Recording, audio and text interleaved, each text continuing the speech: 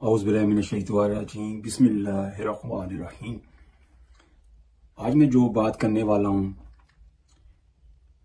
ये जो मानसरे के अंदर जो इज्तिमा था, वहाँ पर मौलाना तारिक जमील साहब को बयान नहीं करने दिया गया या उस इज्तिमा के अंदर नहीं आने दिया गया।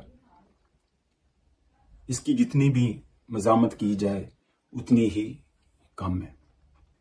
मैं कोई मौलाना तारिक जमील साहब की तरफदारी नहीं कर रहा या उनकी साइड नहीं ले रहा। मैं जो हक है उसके ऊपर बात करूंगा। हम बातें तो बहुत करते हैं और अमल हमारा कुछ भी नहीं। मैंने बहुत सारी आज वीडियो देखी, हर कोई जो है अपनी समझ बूझ के मुताबिक बात कर रहा है। जो भी यूट्यूब को चला रहे हैं, फेसबुक टिकटॉक को चला रहे हैं, वो अपने व्यू लेने के लिए सही को गलत कह रहे हैं और गलत को सही कह रहे हैं। किसी को कुछ भी पता नहीं। जिसको हलाल हराम की भी तमीज नहीं, वो भी बात कर रहा है। जिसको अपनी पाकी नापाकी का नहीं पता, वो भी बात कर रहा है। बात करनी आसान है और अमल करना बहुत मुश्किल है। किसने क्या खूब कहा, मुझे तो अपनों ने लूटा, गैरों में कहां दम था, मेरी कश्ती वहां डूबी जहां पानी बहुत कम था। आप सारे जो दावत तबलीग का काम करते हैं, थोड़ा करते हैं ज्यादा करते हैं, उन सबको दावत के उसूलों को पता है। जो हमारे बुजुर्गों ने ये उसूल बनाए, कुरान और सुन्नत की रोशनी में बनाए। अगर आप ये कहें कि अपने मौलाना तारिक जमील साहब जो हैं वो मशवरे के बगैर चल रहे हैं, मशवरे पर अमल नहीं करते, मैं ये बात मानने को तैयार ही नहीं। जो आदमी 50-60 साल से अपने नबी का काम कर रहा है और अल्लाह की मखलूक को अल्लाह के साथ जोड़ा है, कुरान के साथ जोड़ा है, नबी के साथ जोड़ा है, वो मशवरे के बगैर कैसे नहीं चल सकता। वो खुद मशवरा लेने वाले और मशवरा लेकर चलते हैं और मशवरे के ताबिया हैं वो। और ये जो मशवरे का अमल है, ये जनाब रसूल पाक सल्लल्लाहु अलैहि वसल्लम से साबित है, तरीक हुआ है। अल्लाह पाक कमी बेशी माफ फरमाए। मैं मफहूम बयान कर रहा हूं। अल्लाह पाक ने खुद जिब्राइल अलैहिस्सलाम को वही देकर भेजा और फरमाया, ऐ मेरे हबीब, सहाबा रज़ी अल्लाह तआला अन्हु से मशवरा किया कीजिए। जो काम हम मशवरे के साथ करते हैं, अगर उसमें कोई गलती कोताही भी हो जाए, अल्लाह पाक अपनी बरकत से उसमें बरकत डालते हैं। जब मशवरे का अमल होता है, उसमें एक अमीर को तय किया जाता है, बाकी साथियों की राय ली जाती है। उस अमीर का काम है, वो चाहे सबसे राय ले, चाहे एक से राय ले, चाहे ज्यादों की राय के ऊपर फैसला दे दे, चाहे कम की राय के ऊपर फैसला दे दे, ये उसके इख्तियार में है। जब फैसला दे देता है तो सब जो है मिलकर उसके फैसले को मानते हैं और अल्लाह उसके फैसले के अंदर बरकत डालते हैं। ये सुन्नत भी है और अल्लाह का हुक्म भी है। जैसे बुजुर्ग मिसाल देते हैं कि जो शहद की मक्खियों की मलका होती है, वो सब मक्खियों को ऑर्डर करती है, जाओ कोई फूलों की खुशबू लेके आए, कोई फलों की खुशबू लेके आए, और वो जाती हैं और आकर अपनी अपनी खुशबू जो है शहद की छतरी में डालती हैं और अल्लाह पाक अपनी कुदरत से उसमें से शहद निकालते हैं। देखो, हर तरह से ही मशवरे में जो है ना, वो खैर है।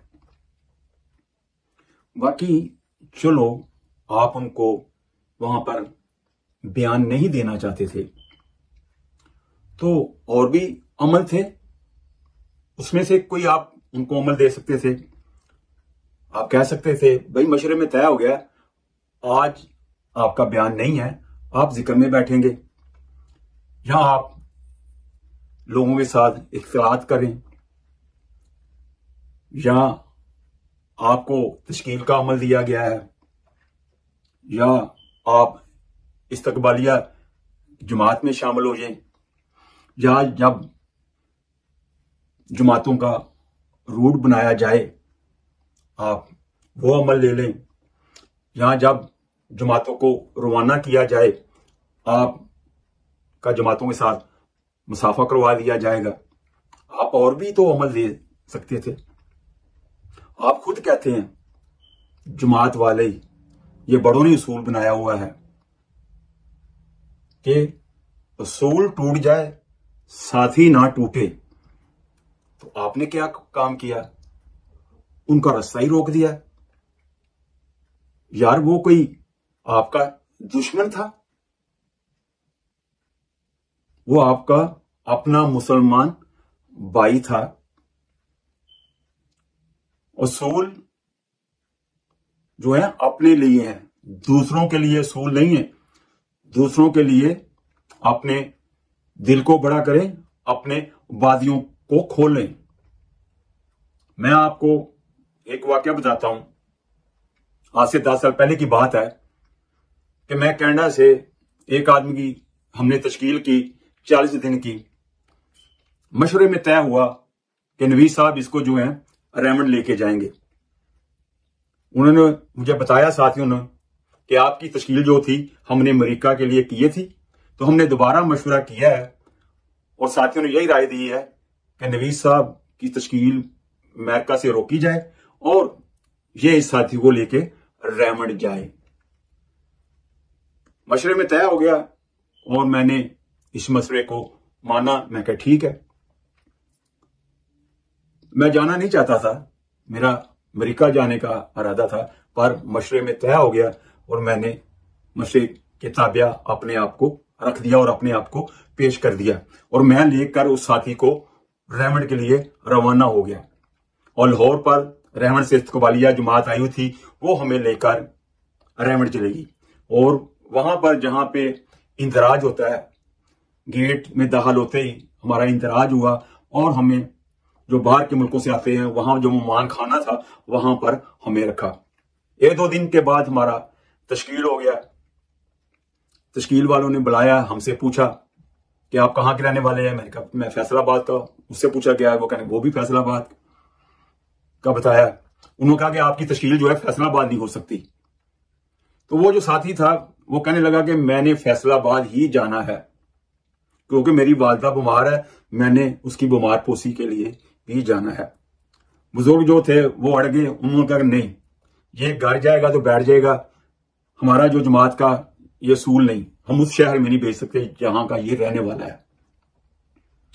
मेरे दिल में अल्लाह ने बात डाली। मैंने बुजुर्गों से बात की। मैं कभी देखो आपने कहा हुआ है कि असूल जो है वो टूट जाए पर साथी ना टूटे। आप कहते असूल हमारे लिए, दूसरे के लिए नहीं है। मैंने उनको कहा 16,000 किलोमीटर से ये साथी लेके आऊं चिल्ले के लिए। वे अल्लाह के दीन सीखने के लिए आया है, नबी का दीन सीखने के लिए आया है, कुरान सीखने के लिए आया हुआ है और आप इसमें रुकावट बन रहे हैं। तो ये साथी टूट जाएगा, इसका गुनाह किसके सर होगा? मैंने कहा ये गुनाह आपके सर होगा। उनके दिमाग में बात हो गई। उन्होंने हमारी फैसलाबाद की तश्कील कर दी। हम वहां से बैठे गाड़ी पे और सीधे बलाल मस्जिद चले गए।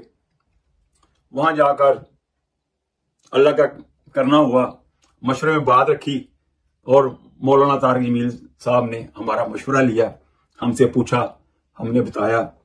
तो मेरे इलाके के भी कुछ लोग आए हुए थे। उन्होंने कहा भी नवीद साहब की जमात हमें चाहिए अपने इलाके में। मौलाना तारिक जमील साहब ने कहने लगे कि भाई हम नवीद साहब के इलाके में जमात नहीं भेज सकते, ये अपने घर चला जाएगा। मैंने कहा मौलाना देखें, वालदा मेरी है नहीं, अल्लाह को प्यारी हो गई है, बाप पहले ही मेरा नहीं है, तो माँ की कशिश बाप की कशिश की वजह से ये आदमी घर जाता है। तो मैं आपसे वादा करता हूं मैं घर नहीं जाऊंगा। तो मौलाना क्या कि चलो ठीक है, फिर हम ऐसे करते हैं कि तुम हमसे वादा करो कि अपने भाई को भी 3 दिन के लिए अपने साथ निकालोगे। तो मैंने कहा मौलाना मैं वादा करता हूँ इंशाल्लाह मैं अपने भाई को 3 दिन के लिए जमात में लेके जाऊंगा। फिर उन्होंने मेरे इलाके में महमूदाबाद में 3 नंबर गली में हमारी जमात गई, 6 नंबर गली में महमूदाबाद फैसलाबाद में हम रहते थे। फिर आ गया जो साथी साथ लेके गए हुए थे, वो कहने लगा मैंने अम्मा को मिलना है। तो मैंने मौलाना साहब कहा कि मैं इसके साथ जाता हूं, तो ये अपनी मम्मा की बीमार पोसी करके तो वापस आएगा। हम उसको ले गए और मिलाकर फिर हम दोबारा उसको बिलाल मस्जिद लेके आए। उसके बाद हम महमूदाबाद के जो लोग आए हुए थे वहां हम चले गए। आगे चलते हैं। देखो जो आपस में हमारा आपके मामला है ना उलमा हजरात के, ये आप आपस में बैठ के इसको क्लियर करें।